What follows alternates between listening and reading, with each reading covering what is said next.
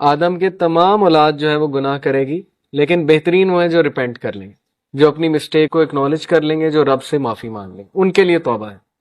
اور یہاں پہ ایک اور بات کی طرف توجہ دلائی کہ کچھ لوگ ایسے ہوتے ہیں جو ریپیٹیٹیولی ایک سن کرتے ہیں، خدا نخواستہ ایک چیز ان کی ایڈکشن بن جاتی ہے، لیکن وہ گیو اپ نہیں کرتے، روٹین نہیں بناتے اس سن کو، وہ ہمیشہ اللہ کی طرف پلٹتے ہیں۔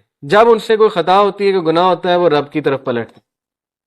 کتنے بدقسمت وہ لوگ ہیں جن کی لائف میں اللہ ہی نہیں ہے، جن کے پاس پلٹنے کے لیے کوئی چیز ہی نہیں، کوئی ہستی نہیں ہے، جو ریڈیم ہی نہیں کرتے اپنے آپ کو، اور اگر کرتے ہیں تو پھر وہ بس اپنے نفس سے ریڈیم کرتے ہیں۔ اور کتنے ہی خوش قسمت وہ لوگ ہیں کہ جن پہ جتنا مرضی بڑا پرابلم آ جائے، چاہے وہ جیل میں بھی ہوں، کہیں بھی ہوں، لونلی ہوں، رات کے آخری پہر میں لونلی ہوں، انہیں سب نے چھوڑ دیا ہے، ان کا کوئی ریلیشن شپ بریک ہو گیا، لیکن وہ ایک سجدہ کرتے ہیں اور مقصد حیات کو پا جاتے ہیں۔ اللہ تعالیٰ کو ایک سجدہ کرتے ہیں، وہ ہیل ہو جاتے ہیں۔ اور ان میں سے آپ میں سے بہت سے لوگ ہیں جنہوں نے خود ایکسپیرینس کیا ہوگا۔ اس لیے یہ ایکسپیرینشل لرننگ، یہ ساری ایسی چیزیں جو ایکسپیرینس سے آتی ہیں۔ ایکسپیرینس ہی نہیں کیا ایک بندے نے اسپرچویلٹی کو، ریلیجن کو، کیا اس سے بات کریں گے آپ؟ کیا اس کو دلیل دیں گے آپ؟ اس وقت جو ہے اس نے سبمٹ ہی نہیں کیا اللہ سبحانہ و تعالیٰ کی طرف، اس لیے you have to submit, you have to experience this, یہ جو حدیث میں آ رہا ہے۔ اور پھر ایک زبردست حدیث ہے، منڈے اور تھرسڈے کو جنت کے دروازے کھلتے ہیں اللہ کی رحمت کے، اس لیے رسول اللہ منڈے اور تھرسڈے کا روزہ رکھتے تھے کہ جب میرا حساب اللہ کے سامنے پیش کیا جائے تو میں روزے کی حالت سے۔ اللہ تعالیٰ رحم فرماتے ہیں لوگوں پہ، اللہ تمام انسانوں کو فرگیو کرتے ہیں جنہوں نے شرک نہیں کیا، ایسوسیٹ نہیں کیا اللہ کے ساتھ کوئی، سوائے ان دو لوگوں کے جنہوں نے آپس میں لڑائی کی۔ اور اللہ کہتا ہے کہ ان دو کو ڈیلے کر دو میری معافی، کیونکہ یہ دونوں آپس میں لڑے ہوئے، اور جب تک یہ ریکنسائل نہیں کر لیتے آپس میں تب تک ان کی معافی نہیں۔ کتنا زبردست طریقہ ہے ہمارے رب کا کہ انسانوں میں لڑائیاں ختم ہو جائیں۔ اللہ نے کنڈیشن رکھی ہوئی ہے کہ اگر تم مجھ سے ملنا چاہتے ہو ایک ایسی حالت میں کہ میں تم سے راضی ہوں، تو آپس کی لڑائیاں چھوڑنی پڑیں گی، تو پھر تمہیں آپس میں محبت سے رہنا پڑے گا، اور پھر تمہیں آپس میں جو ہے وہ بھائی چارہ قائم کرنا پڑے گا، اور دنیا کو ایک beautiful place, place of peace جو ہے وہ بنانا پڑے گا، اگر تم چاہتے ہو کہ میری تم سے ملاقات ہو۔ اور پھر ایک اور حدیث آتی ہے، بڑی خوبصورت حدیث ہے، حدیث قدسی۔ اللہ تعالیٰ کہتے ہیں کہ اے آدم کے بچے، او سن آف ایڈم، اپنے آپ کو فارغ کر لے میری عبادت کے لیے، اپنے آپ کو فارغ کر لے میری عبادت کے لیے، ٹائم نکال لے میری عبادت کے لیے، میں تیرے دل کو غنی کر دوں گا، اور میں تیری آنکھوں کے درمیان غنا بھر دوں گا، یعنی کہ تجھے ایک ایسا ویژن دوں گا، تجھے ایک ایسی آزادی دوں گا، تجھے ایک ایسی امپاورمنٹ دوں گا، تیرے معاملات کو اپنے ہاتھ میں لے لوں گا، اور تیرے ٹائم میں برکت آ جائے گی، اور تیری چیزوں جو ہیں وہ برکت سے ہونے لگ جائیں گی۔ کس لیے؟ جب تو میری عبادت کے لیے ٹائم نکالے گا، because Allah is the source of goodness. انسان کی نیچر ہے کہ وہ کسی نہ کسی چیز کے ساتھ اٹیچ ہو جاتا ہے، ہم میں سے ہر کوئی کسی نہ کسی چیز کے ساتھ اٹیچڈ اور اوورلی اٹیچڈ ہے، اسی کا نام ورشپ ہے۔ Some worship the money, some worship the power, some worship intellect, some worship a human being, overly attach ہو کے۔ تو یہ اٹیچمنٹ کی بات ہو رہی کہ تم میرے ساتھ اٹیچ ہو جا، جب تم میرے ساتھ اٹیچ ہوگا میں تیرے دل میں غنا بھر دوں گا، تیرے ٹائم میں برکت آ جائے گی، اور میں تیرے تمام معاملات کو اپنے ہاتھ میں لے لوں گا، اور میں تجھے اسٹرینتھ دوں گا، میری عبادت تجھے اسٹرینتھ دے گی۔ یہ ہے خلاصہ۔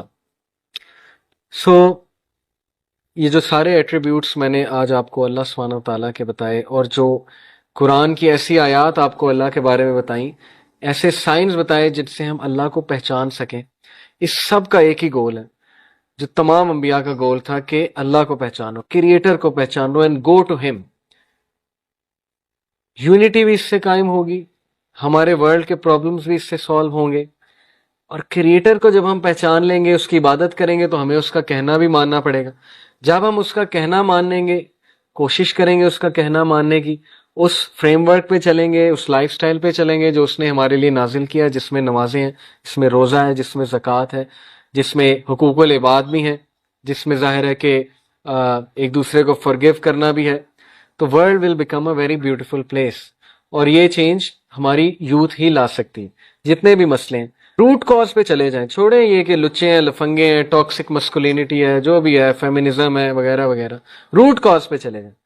روٹ کاز کیا ہے؟ کہ اچھے انسان ہماری دنیا میں بہت کم ہو چکے ہیں۔ بچا لیں اپنی جنریشنز کو، میں اکثر یونیورسٹی میں ٹاک دینے جاتا ہوں, میں یوتھ کے آگے ہاتھ جوڑتا ہوں کہ آپ کی جنریشنز 20 سال یہ جو جس دور سے ہم گزر رہے ہیں, جس کنفیوژن کے دور سے گزر رہے ہیں, اس کے آفٹر افیکٹس آپ 20 سال بعد دیکھیں گے. اگر آپ نے ورکنگ نہ کی, اگر آپ لوگوں نے ذمہ داری شو نہ کی, اگر موریلٹی کو دوبارہ سے اجاگر نہ کیا, اگر متقی پرہیزگار بننے کی کوشش نہ کی, تو you will see the results, deadly consequences. آپ کی بہنوں کی شادیاں نہیں ہونی, یہ one of the deadly consequence ہے. اگر اسی طرح رہا, یہ پورن انڈسٹری رہی, یہ گلیمرائزیشن آف بل بورڈز رہا, اس طرح سے وہ بیوٹی کورس, بیوٹی کے سٹینڈرڈز کو جو ہے وہ دکھاتے رہے, اور ہمارے نوجوان نسل جو ہے وہ کسی عام شکل کی لڑکی سے شادی بھی کرنا نہیں پسند کریں گی, اور وہ کنواری رہ جائے گی. اور ایسے ہو رہا ہے, 35 سال کی عورتیں جو ہیں وہ کنواری ہیں, ان کو رشتے نہیں مل رہے. ماں باپ ڈر رہے ہیں رشتہ کرتے ہوئے کہ پتہ نہیں اگلے لوگ کیسے ہیں, کس بیسس پہ رشتہ کریں گے, ہمارے گھر یہ, ہمارے نام یہ گھر کر دو, گاڑی کر دو, یہ کر دو, جہیز دے دو, وغیرہ وغیرہ. The world will become a heel اگر ہم لوگوں نے ابھی سے پائٹی کو گول نہ بنایا, پرہیزگاری کو گول نہ بنایا. پھر ایسے لوگ, ہماری یوتھ اس طرف چلی جائے گی کہ آپ سوچ بھی نہیں سکتے ہیں, اور اس کے ریزلٹس ہماری اولاد کو بیئر کرنے پڑیں گے.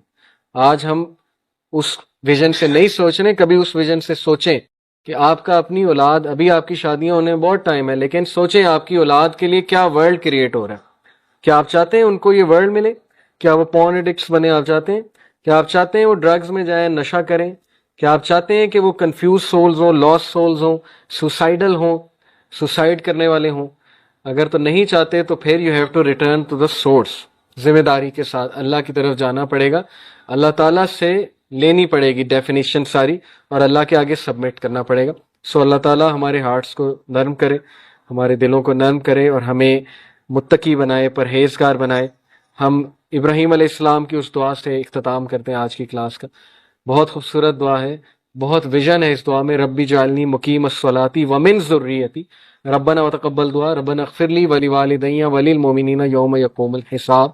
آمین. کہ اللہ مجھے, میری اولاد کو نمازی بنا. بہت بہت بہت خوبصورت دعا ہے, اگر آپ اس پہ غور کریں. اس سے بھی اوپر جائیں اور کہیں اللہ میری اور میری اولاد کو زانی نہ بنا, اور اگر کوئی بھی حصہ زنا کا لکھا ہوا ہے تو اس کو ختم کر دے, اور ہماری اولاد کو پرہیزگار بنا, متقین بنا, لیڈرز بنا, اور ہمیں اس دن معاف کر دے جس دن تو لوگوں کو ریز کرے گا انشاءاللہ تعالی. جزاک اللہ خیر. سبحانک اللہم و بحمدک اشہد ان لا الہ الا انت استغفرک و اتوب الیک.